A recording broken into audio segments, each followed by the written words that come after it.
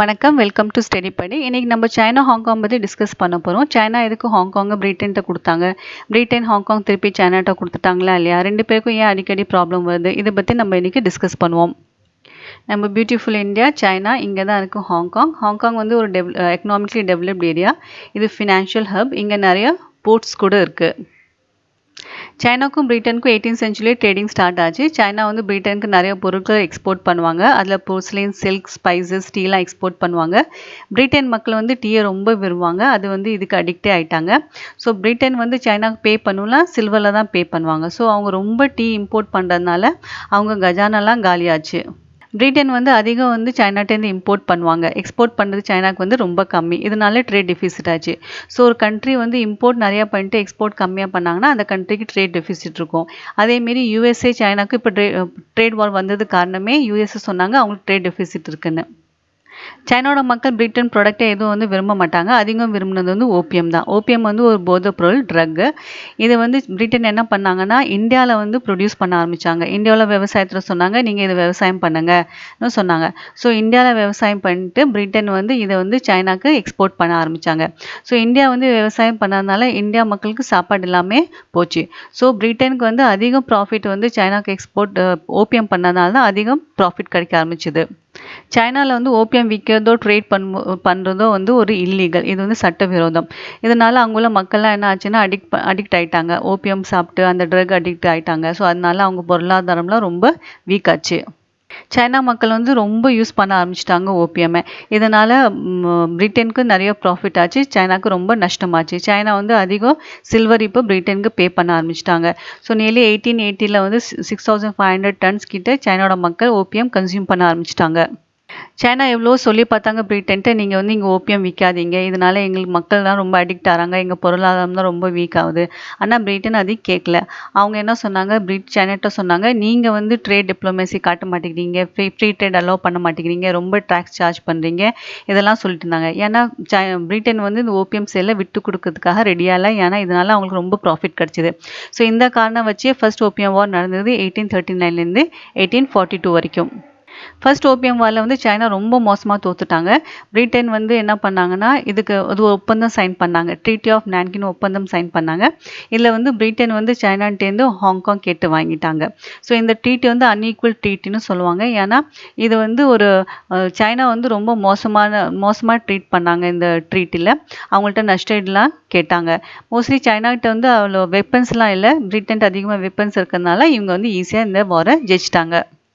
மறுபடியும் சைனா சொல்ல ஆரம்பித்தாங்க பிரிட்டன்ட்டு, நீங்கள் வந்து இங்கே ஓபியம் விற்காதீங்க. ஸோ சைனா என்ன பண்ணாங்கன்னா ஓபியம் எங்கெல்லாம் ஸ்டோர் பண்ணி வச்சுருக்காங்களோ அதெல்லாம் எரிச்சிருவாங்க. யார் மேய்ச்சன்னு அது விற்கிறாங்களோ அவங்க வந்து கொன்னுடுவாங்க.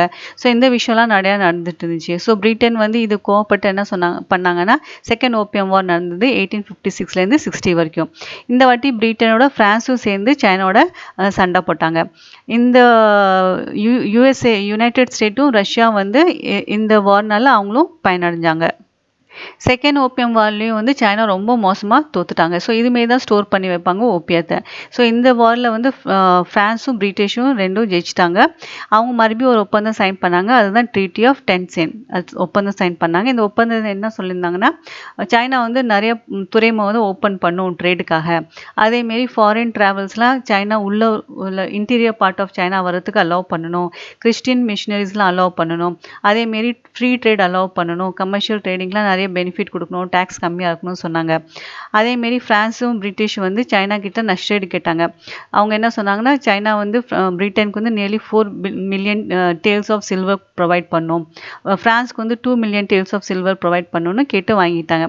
இந்த டேல்ஸ்னால் என்ன, ஒரு கிராம் எப்படி இருக்கோ அதேமாரி டேல்ஸ் அப்போ யூஸ் பண்ணிட்டு இருந்தாங்க.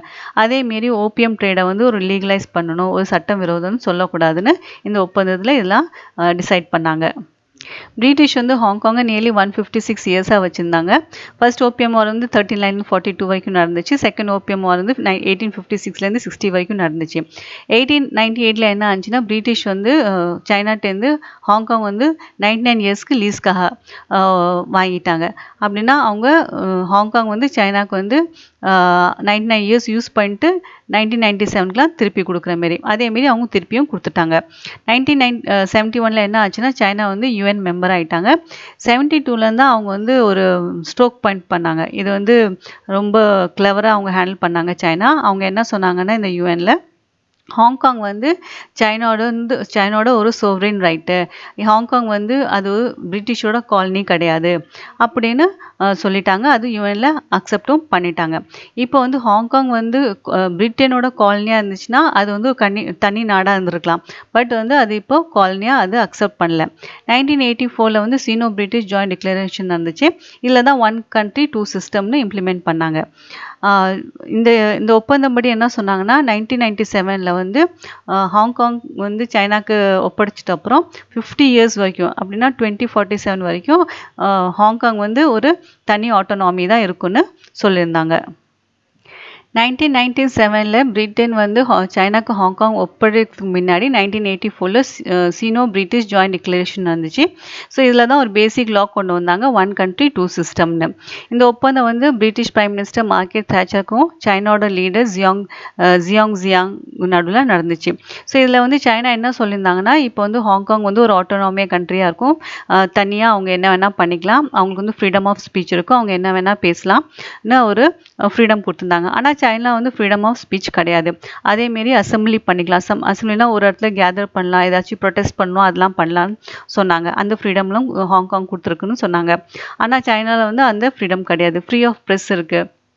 சைனாவில் வந்து மோஸ்ட்லி எப்படி இருக்குன்னா அவங்க மீடியாவே இருக்கும், அவங்க டிவியே இருக்கும். ஸோ கவர்மெண்ட் என்ன நினைக்கிறாங்களோ அதுதான் பேச முடியும். பட் வந்து இந்த ஒப்பந்தப்படி அவங்க என்ன சொன்னாங்கன்னா ஹாங்காங்கு ஒரு ஃப்ரீ ப்ரெஸ் இருக்கும், அவங்க சொந்த ஜுடிஷியரி இருக்குன்னு சொன்னாங்க. இது எப்போ வரைக்கும் இருக்குன்னா 2047 வரைக்கும், 50 இயர்ஸ் மீன்ஸ் 1997லேருந்து 2047 வரைக்கும் இந்த ஃப்ரீடம் வந்து சைனா வந்து ஹாங்காங் கொடுக்கும்னு சொல்லியிருந்தாங்க. ஸோ சைனீஸ் கம்யூனிஸ்ட் பார்ட்டியும் என்ன ஒரு ப்ராமிஸ் பண்ணியிருந்தாங்கன்னா ஹாங்காங்கும் அவங்க ஆட்டோனாமி இருக்கும். ஆனால் 2 விஷயத்தில் மட்டும் சைனா வந்து ஹாங்காங்கில் இன்டர்ஃபியர் பண்ணும். அது வந்து ஃபாரின் அஃபேர்ஸும் டிஃபென்ஸ் அஃபேர்ஸும். ஸோ இந்த 2 இஷ்யூவில் மட்டும்தான் சைனா வந்து இன்டர்ஃபியர் பண்ணும் ஹாங்காங்கில். ஸோ இப்போ மோஸ்ட்லி சைனா என்னென்ன சட்டம்லாம் கொண்டு வருதோ ஸோ இது பேஸ் பண்ணி தான் கொண்டு வராங்க, டிஃபென்ஸ் அஃபேர்ஸ் பேஸ் பண்ணி தான் கொண்டு வந்தாங்க. ஸோ அதேமாரி 1997 வந்து பிரிட்டிஷ் வந்து ஹாங்காங்கை வந்து சைனாக்கு ஹேண்ட் ஆஃப் பண்ணிட்டாங்க. ஹாங்காங்கும் சைனாவும் ஒரே கண்ட்ரி தான், ஆனால் 2 தனி சிஸ்டம்ஸ் இருக்குது. ஹாங்காங் தனி ஃப்ளாக் இருக்குது, சைனாக்கு தனி ஃப்ளாக் இருக்குது. ஹாங்காங்னு மேஜர் பார்ட்டி வந்து கம்யூனிஸ்ட் பார்ட்டி ஆஃப் சைனா, இது வந்து ஒரு கம்யூனிஸ்ட் கண்ட்ரி. அதேமாரி ஹாங்காங் வந்து 2 மேஜர் பார்ட்டி இருக்கும், ஒன்று ப்ரோ டெமோக்ரஸி, ஒன்று வந்து ப்ரோ பீஜிங். இந்த ப்ரோ பீஜிங் என்ன பண்ணுவாங்கன்னா இவங்க மோஸ்ட்லி சைனாக்கு சப்போர்ட் பண்ணுவாங்க. இந்த ப்ரோ டெமோக்ரஸி என்ன பண்ணுவாங்கன்னா டெமோக்ராட்டிக் கண்ட்ரியாக இருக்கணும் ஹாங்காங்னு சொல்லுவாங்க. ஸோ எந்த சிஸ்டமும் எல்லா சிஸ்டமும் ரைட் தான், கம்யூனிஸ்ட்டும் கரெக்ட் தான், டெமோக்ரஸி எல்லாம் கேபிட்டலிஸ்ட்டு சோஷியலிசம் எல்லாம் ரைட் தான், சிஸ்டம் எல்லாம் கரெக்ட் தான். பட் அது யார் இம்ப்ளிமெண்ட் பண்ணுறா, கரெக்டாக இம்ப்ளிமெண்ட் பண்ணுறாங்களோ அதுதான் ரொம்ப முக்கியம். ஹாங்காங்கில் கரன்சி பேர் வந்து ஹாங்காங் டாலர்னு சொல்லுவாங்க. சைனாவில் வந்து யான், ரென்பின்பி, இது 2 கரன்சி இருக்குது. ஹாங்காங்கில் வந்து என்ன வேணால் எல்லாம் ஃப்ரீயாக இருக்குது, சோஷியல் மீடியாலாம் யூஸ் பண்ணிக்கலாம், கூகுள், வாட்ஸ்அப், ஃபேஸ்புக், ட்விட்டர் எல்லாம் யூஸ் பண்ணலாம். பட் சைனாவில் வந்து இதுக்கெலாம் யூஸ் பண்ண முடியாது, ரெஸ்ட்ரிக்ஷன்ஸ் இருக்குது. இன்றைக்கி வீபோ, வீசாட் இது மட்டும் தான் யூஸ் பண்ணுவாங்க. ஸோ சைனா வந்து அவங்குள்ள மக்கள் மேலே ஃபுல்லாக கண்ட்ரோலாக வச்சுருப்பாங்க, மானிட்டர் பண்ணுவாங்க, அவங்க என்னென்ன பண்ணுறாங்க எல்லாம் ரெஸ்ட்ரிக்ஷன்ஸ் இருக்கும் அந்த மக்கள் மேலே. ஆனால் ஹாங்காங் வந்து இது கொஞ்சம் ஃப்ரீயாக இருக்கும் as compared to China. Full democracy இல்லை, பாதி டெமோக்ரஸின்னு சொல்லலாம். சைனாவில் வந்து தனி எக்ஸிக்யூட்டிவ் லெஜிஸ்லேட்டிவ், ஜுடிஷியரி எல்லாம் தனித்தனியாக இருக்கும் ஹாங்காங்கில். ஆனால் சைனாவில் வந்து எல்லாம் ஒன்று தான். கவர்மெண்ட் என்ன சொல்கிறாங்களோ அதுதான் லெஜிஸ்லேட்டிவ் நடக்கும், எக்ஸிக்யூட்டிவ் நடக்கும், ஜுடிஷியரி நடக்கும். ஸோ இதில் எல்லாம் எதுவுமே டிஃப்ரென்ஸ் கிடையாது. சைனாவில் வந்து நிறைய சென்சார்ஷிப் இருக்கும். ஸோ சைனா என்ன நினைக்கிறாங்களோ, கவர்மெண்ட் என்ன நினைக்கிறாங்களோ அதுதான் மக்கள் பேசணும், அதை தாண்டி எதுவும் பேசக்கூடாது. அது ஏதாச்சும் பேசினாலும் ஜெயிலில் பிடிச்சி போட்டுருவாங்க. ஆனால் வந்து ஹாங்காங்கில் வந்து சென்சார்ஷிப் இருக்காது, அவங்க ஃப்ரீடம் ஆஃப் எக்ஸ்பிரஷன்ஸ் இருக்குது. அதேமாரி சைனாவில் வந்து டிரான்ஸ்பரன்சி எதுவும் இருக்காது. சைனா கவர்மெண்ட் என்ன சொல்ல நினைக்கிறாங்களோ அதுதான் சொல்லுவாங்க. ஈவன் மக்கள்லாம் அது எதுவும் டிஸ்கஸ் பண்ணக்கூடாது, கவர்மெண்ட் எதிர்த்து அவங்க வந்து அவங்க சோஷியல் மீடியாலாம் ஃபுல்லாக வந்து மானிட்டர் பண்ணிட்டு இருப்பாங்க.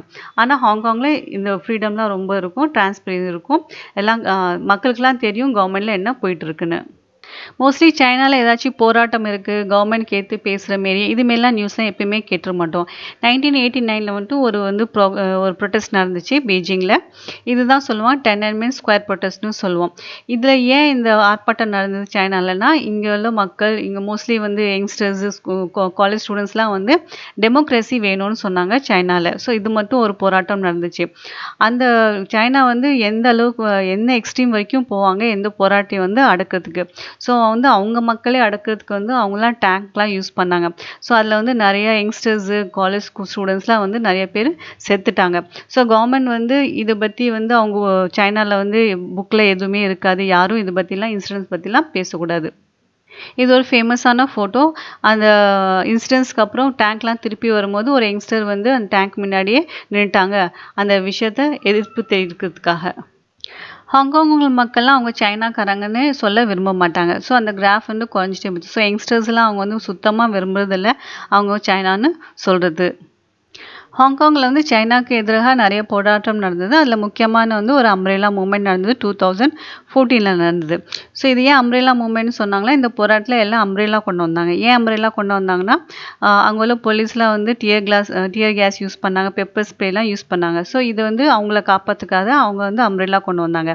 இந்த போராட்டம் ஏன் நடந்ததுன்னா, சைனா வந்து ஹாங்காங்கோட எலெக்ஷனில் வந்து இன்டர்ஃபியர் பண்ண ஆரம்பிச்சிட்டாங்க, தலையிட ஆரம்பிச்சிட்டாங்க.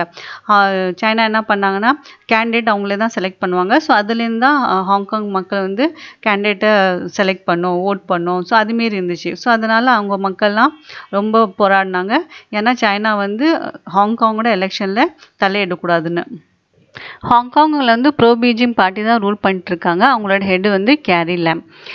இவங்க வந்து ஒரு பில் கொண்டு வந்தாங்க, எக்ஸ்ட்ராடிஷன் பில் 2019 போன வருஷம் கொண்டு வந்தாங்க. ஸோ இதில் வந்து ஹாங்காங் மக்கள்லாம் ரொம்ப வந்து அகேன்ஸ்டாக இருந்தாங்க. நிறைய பேர் வந்து ரோட்லேயே வந்துட்டாங்க. ஸோ நிறைய நியர்லி 14 வீக்ஸாக இது வந்து ஆர்ப்பாட்டம் பண்ணிட்டு இருந்தாங்க. ஸோ இந்த எக்ஸ்ட்ராடிஷன் பில்லில் என்ன சொல்லியிருந்தாங்கன்னா, இப்போ ஹாங்காங்கில் யாராச்சும் தப்பு பண்ணியிருந்தாங்க, கவர்மெண்ட் அகெயின்ஸ்ட் பேசுகிறாங்க, ஒரு ஏதாச்சும் ஹியூமன் ரைட்ஸ் ஏதாச்சும் பிரச்சனை பண்ணுறாங்க, அப்போனா அவங்க வந்து ஹாங்காங் ஜெயில் போகாமல் அவங்கள வந்து சைனீஸ் ஜெயிலுக்கு அழைச்சிட்டு போகணும், அங்கே தான் அங்கே இன்வெஸ்டிகேஷன் நடக்கணும்னு சொன்னாங்க. ஸோ மக்கள்லாம் எதுக்கு இதுக்கு அகெயின்ஸ்டாக இருந்தாங்கன்னா, இப்போ ஹாங்காங் யாராச்சும் தப்பு பண்ணாங்கன்னா அவங்க வந்து சைனா அழைச்சிட்டு போனாங்கன்னா அதுக்கப்புறம் அவங்க மறந்துட வேண்டியதான், அவங்க வந்து ரொம்ப துன்படுத்துவாங்க, அதுக்கப்புறம் காணாமல் போயிடுவாங்க. ஸோ இதனால் ஃப்ரீடம் ஆஃப் ஸ்பீச்சும் காணாமல் போயிடும்னு சொன்னாங்க. ஸோ நிறைய பேர் இதுமாரி தான் தூக்கி அவங்க சைனாவுக்கு அனுப்பிட்டாங்க. ஒரு புக்ஸ் செல்லர் வந்து அரெஸ்ட் பண்ணிட்டாங்க. ஏன் அவங்க அரெஸ்ட் பண்ணாங்கன்னா, அவங்க சைனா பற்றி தப்பாக பேசுகிற ஒரு புக் அவங்க செல் பண்ணுறதுனால அவங்க புக் செல்லையும் அவங்க டிஸப்பியர் பண்ணிட்டாங்க. ஸோ மோஸ்ட்லி இதை என்ன சொன்னாங்கன்னா, இந்த போராட்டம்லாம் ஏன் நடக்குதுன்னா ப்ரோ டெமோக்ரஸி பார்ட்டி, இப்போ 2 பார்ட்டி இருக்குது ஹாங்காங்கில், bro Beijing and bro democracy party. So China என்ன சொல்கிறாங்கன்னா, இந்த ஆர்ப்பாட்டம்லாம் ஏன் நடக்குதுன்னா இவங்க தான் தூண்டி விடுறாங்கன்னு சொல்கிறாங்க. ஸோ இந்த போராட்டத்துக்கு அப்புறம் இந்த எக்ஸ்ட்ராடிஷன் பில்லை வந்து வாபஸ் வாங்கிட்டாங்க. சைனா மோஸ்ட்லி என்ன பண்ணுவாங்களோ, இப்போ ஸ்கூலில் பசங்க என்ன படிக்கணும், அது என்ன சைனா சொல்ல நினைக்கிறாங்களோ அதுதான் வந்து ஸ்டூடெண்ட்ஸும் படிக்கணும். ஈவன் சைனாவில் இருந்தாலும் சரி, ஹாங்காங்கில் இருந்தாலும் சரி. ஸோ அவங்க என்ன ஹிஸ்ட்ரி சொல்லிக் கொடுக்கணும்னு நினைக்கிறாங்க அதுதான் அவங்க படிக்கணும். அவங்க வந்து அந்த நேஷ்னாலிட்டி இந்த இந்த உணர்வு வந்து ரொம்ப யூஸ் பண்ணுவாங்க. இது ஒரு வெப்பனாகவே யூஸ் பண்ணுவாங்க. இப்போ ஹிட்லர் எப்படி நேஷ்னலிசம்னு அந்த வெப்பனை யூஸ் பண்ணிட்டாங்க, அதேமாரி சைனாலையும் யூஸ் பண்ணுவாங்க. ஸோ சைனா சொன்னாங்க எல்லாரும் வந்து இந்த மெண்ட்ரின் லாங்குவேஜ் தான் யூஸ் பண்ணணும்னு சொல்லுவாங்க. அதேமாரி அவங்க என்ன ஒரு பனிஷ்மெண்ட் கொடுத்தாங்கன்னா, சைனீஸ் நேஷனல் ஆந்தம் யாராச்சும் இன்சல்ட் பண்ணாங்கன்னா அது வந்து கிரிமினல் ஆக்டிவிட்டியில் போட்டுடணும்னு சொன்னாங்க. ஸோ யார் யார் வந்து ப்ரோ டெமோக்ரஸி ஆக்டிவிஸ்ட்லாம் இருக்காங்க அவங்களெல்லாம் வந்து அரெஸ்ட் பண்ணிடுவாங்க. இந்த போராட்டம் பண்ணுறாங்களா ஹாங்காங்கில் அவங்களாம் அரெஸ்ட் பண்ணி போட்டுருவாங்க. May 22, 2020ல் வந்து நேஷ்னல் பீப்புள் காங்கிரஸ் 13வது மீட்டிங் நடந்தது. இப்போ நம்ம கண்ட்ரியில் வந்து ஒரு பில் பாஸ் பண்ணோன்னா மோஸ்ட்லி அது வந்து பார்லிமெண்ட், இப்போ லோக்சபா, ராஜ்யசபா, பிரசிடென்ட் த்ரூ அதுமாரி பாஸ் பண்ணி அது வந்து ஆக்ட் ஆக்குவாங்க. அதேமாரி சைனாவில் என்ன பண்ணுவாங்கன்னா, நேஷ்னல் பீப்புள் காங்கிரஸ் இதுமாரி ஒரு அசம்பிளி நடக்கும். இதில் வந்து பீப்புள் வந்து இங்கே உள்ள மக்கள்லாம் வந்து எலெக்டடாக இருக்க மாட்டாங்க, அவங்க செலக்டட். ஸோ நிறைய ஸ்டேட்லேருந்து வந்திருப்பாங்க, இல்லை எக்ஸ்பர்ட் பீப்புளெலாம் இருப்பாங்க. ஸோ இங்கே தான் வந்து பில் ஏதாச்சும் பாஸ் பண்ணுவாங்க. இப்போ ரீசெண்டாக பில் பாஸ் பண்ணது வந்து நேஷனல் செக்யூரிட்டி லா தான் பாஸ் பண்ணியிருக்காங்க. ஸோ இதில் என்ன சொல்லியிருக்காங்கன்னா, இப்போ வந்து சைனா என்ன சொல்கிறாங்கன்னா, இந்த சட்டம் எது கொண்டு வந்திருக்காங்கன்னா ஹாங்காங் வந்து பாதுகாப்புக்காக, அவங்க செக்யூரிட்டிக்காக தான் இந்த சட்டம் கொண்டு வந்திருக்காங்கன்னு சொல்லியிருக்காங்க. ஸோ சைனா வந்து 2 விஷயத்தில் வந்து ஹாங்காங்கில் தலையிடலாம். ஒன்று வந்து ஃபாரின் அஃபேர்ஸ், ஒன்று வந்து டிஃபென்ஸ் ரிலேட்டட். ஸோ டிஃபென்ஸ் ரிலேட்டடாக தான் இது கொண்டு வந்திருக்கோம்னு சொல்கிறாங்க சைனா. ஸோ நேஷ்னல் செக்யூரிட்டி லா பற்றி அது பிரகாரம் வந்து யார் டெரரிஸ்ட் இருக்கிறாங்களோ இல்லை ஃபாரின்லேருந்து யார் ஹாங்காங்கில் தலையிடுறாங்களோ ஸோ அவங்களெல்லாம் அரெஸ்ட் பண்ணலாம். யார் வந்து கவர்மெண்ட்க்கு எதிராக பேசுகிறாங்களோ இல்லை டிவைட் பண்ண நினைக்கிறாங்களோ ஸோ அவங்கள அரெஸ்ட் பண்ணலாம். அவங்களுக்கு எதிராக தான் இந்த சட்டம் பாயும்னு சொல்லியிருக்காங்க. ஸோ பீஜிங் என்ன சொல்லியிருக்காங்கன்னா ஆர்டிகல் 18 யூஸ் பண்ணியிருக்காங்க இந்த சட்டம் ஃபுல்ஃபில் பண்ணுறதுக்காக. பட் ஆனால் பேசிக் லா ஆர்டிகல் 1222க்கு அகேன்ஸ்ட்னு சொல்கிறாங்க இந்த நேஷ்னல் செக்யூரிட்டி லா. ஸோ இந்த நேஷ்னல் செக்யூரிட்டி லா வந்ததுனால என்ன ஆகும்னா ஹாங்காங்கில் ஏதாச்சும் அட்மினிஸ்ட்ரேட்டிவ் லெஜிஸ்லேட்டிவ் ஜுடிஷியரி வந்து அது ஃபாலோ பண்ண ஆரம்பிக்கணும். ஸோ இதேமாரி கொஞ்சம் கொஞ்சமாக ஹாங்காங்கோட ஆட்டோனாமி கொஞ்சம் கொஞ்சமாக கம்மி ஆரம்பிக்கும். அதேமாரி சைனான்னு சொல்லியிருக்காங்க சைனாவோட இன்டெலிஜென்ட் ஏஜென்ட்ஸ்லாம் இனிமேல் ஹாங்காங் வரலாம். ஸோ அவங்க வந்து வேவ் பார்க்க ஆரம்பிப்பாங்க. யார் யார் என்ன பண்ணுறா ஒரு வந்து ஏஜென்ட் மாரி சீக்ரெட் ஏஜென்ட் மாரி. ஸோ என்னென்ன விஷயம் இப்போ சைனாவில் என்ன விஷயம் நடந்தாலும் எப்படி கவர்மெண்ட்டுக்கு தெரியுமோ அதேமாரி ஹாங்காங்கில் மக்கள் என்ன பண்ணாலும் இப்போ சைனா கவர்மெண்ட்டுக்கு தெரிய ஆரம்பிக்கும். ஆனால் வந்து சைனா என்ன சொல்லியிருக்காங்கன்னா இது வந்து யார் தப்பாக வேலை பார்க்குறாங்களோ இல்லை கிரிமினல் ஆக்டோ ஒரு ஆக்டிவிட்டீஸ்டோ அவங்களுக்கு எதிராக தான் இந்த சட்டம் பாயும். ஆனால் வந்து ஹாங்காங்கோட மக்கள் அவங்களோட லைஃபு அவங்க ப்ராப்பர்ட்டி அவங்க பேசிக் ரைட் ஃப்ரீடம் இதெல்லாம் எதுவும் பாதிக்காதுன்னு சொல்கிறாங்க. யூஎஸ்ஏ வந்து ஹாங்காங்கு ட்ரேடிங் ப்ரிவிலேஜஸ்லாம் ப்ரொவைட் பண்ணும். இந்த நியூஸ்க்கு அப்புறம் யூஎஸ்ஏ என்ன சொன்னாங்கன்னா நாங்கள் ஃப்யூச்சரில் வந்து சைனா மேலே சாங்ஷன் போடணும்னு சொல்லியிருக்காங்க. சைனானால 2047 வரைக்கும் வெயிட் பண்ண முடியல ஹாங்காங் ஃபுல் கண்ட்ரோலில் எடுக்கிறதுக்கு. ஸோ அதனால இது வந்து COVID-19 யூஸ் பண்ணிட்டு இப்போ தான் கரெக்டான நேரம் ஹாங்காங் வந்து அவங்க கண்ட்ரோலில் எடுக்கிறதுக்குன்னு நினச்சி தான் இந்த ஸ்டெப்ஸ் எடுத்துகிட்டு இருக்காங்க. ஏன்னா மற்ற நாள்லாம் அவங்க பிரச்சனையிலேயே வந்து பிஸியாக இருக்கிறாங்க. அப்புறம் ஹாங்காங்லேயும் வந்து மக்கள் ப்ரொட்டஸ்ட் நிறைய பேர் வரமாட்டாங்க இந்த COVID-19 பிரச்சனாலேயே. ஒரு நாட்டில் வந்து எப்பயுமே 2 சிஸ்டம்லாம் ஒர்க் பண்ணாது. எல்லா சிஸ்டம் நல்ல சிஸ்டம் தான் இம்ப்ளிமெண்ட் பண்ணுறோம் பொறுத்து தான் இருக்குது. பட் ஒரே நாட்டுக்கு 2 சிஸ்டம் வந்து மோஸ்ட்லி ஒர்க் அவுட் ஆகுது. இப்போ இந்தியாவில் வந்து எப்படி ஜம்மு காஷ்மீரில் வேறு ரூல்ஸ் அண்ட் ரெகுலேஷன்ஸ்னால எப்படி பிரச்சனை வந்துச்சு அதேமாரி தான் ஒரே கண்ட்ரி இருந்து 2 சிஸ்டம் இருந்தால் மோஸ்ட்லி அது ஒர்க் அவுட் ஆகாது. நம்ம சைனா மாரி டெவலப்மெண்ட் ஆகணும்னு விரும்புவோம். பட் அதுமாரி வாழணும்னு நம்ம நினைக்க மாட்டோம். ஸோ ஹாங்காங் மக்கள்லாம் பயப்படுறாங்க அவங்க ஃப்ரீடம்லாம் போயிடும் அவங்க வந்து சைனாவோட சேர்ந்ததுனால. ஹாங்காங் சைனா கண்ட்ரோலில் ஃபுல்லாக போயிடுமா இல்லையா இப்போ பொறுத்து இருந்தால் பார்ப்போம். நன்றி, வணக்கம்.